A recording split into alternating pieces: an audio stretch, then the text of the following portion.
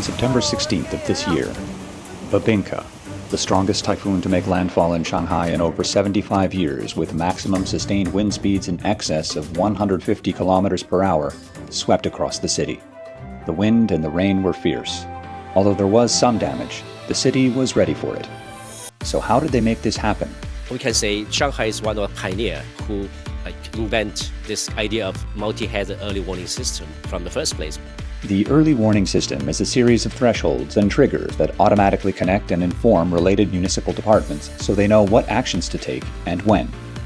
But what about tracking the storms? Knowing where a storm is and where it's going is the first step in lessening its impact. Right now, I'm in Lingang. I'm attending a World Meteorological Organization conference on early warnings for typhoons and severe weather hazards, as well as the disaster risk reduction protocols that have been put in place in various member countries. Now, these member countries have come together here at this conference to share experiences and discuss progress and technical innovations that they've made in terms of severe weather events. So let's talk to a few of those people and find out exactly what they're discussing today. How are you, sir? Yeah, good. Nice to meet you. I'm Stephen. Yeah, I'm Hisham. Hisham. Yeah. Nice to meet you, Yeah, Hisham. nice meeting you. Okay, so we're here, we're talking about typhoons. Their frequency, is this related to global climate change? When it comes to number, it seems that the trend is not much different. But when it comes to the intensity, yes, you are right. As compared to what we talked about 20, 30 years ago. Sure. But it seems that like these few months, starting from September, October, November, there are lots of It's late in the season. form over the Western Pacific. Scientists, the conclusion that they can make is due to climate change, definitely. We know that the nature of the tropical cyclone, you need to have heat, you need to have a warm water. So 26 degrees Celsius, at least 1 meter from the surface. yeah, you got it right.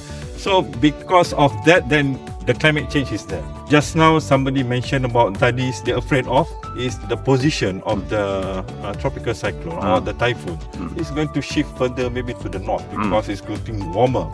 So are there any new technologies being put on display here during the event? I think the best so far mentioned during this forum is about the technology in satellite observation. Satellite observation. Yeah, of the typhoon. So because with the new sensor put on board of the satellite, then we can get more information and to understand about the formation of this typhoon. Right. But when it comes to doing the forecast, we need model, definitely. Of course. So with model nowadays, people are talking about AI. Yeah. So I think more AI will be inclusive in that model, definitely. All right. That is the direction I think we are going to All right. in this few years Excellent. in the future. Yeah. Excellent. Yeah, thank you. Thanks very much, Hashim. Yeah. Thank you. So advances are being made in technology, especially in terms of remote sensing, such as things placed upon satellites looking down at the Earth from hundreds of kilometers above and figuring out exactly what's going on in terms of the Western Pacific Basin and tropical cyclone development. But what each member country chooses to do with these data, or with some of the protocols that are being discussed for disaster risk management, well, that's up to each country. China is very good for the hardware. They have automatic weather station. They have like a satellite and radar. That's why they detect the weather very well. And they have the model, very good model, because they improved to use the AI model already. Shanghai demonstrates how the data can be shared among departments, among members.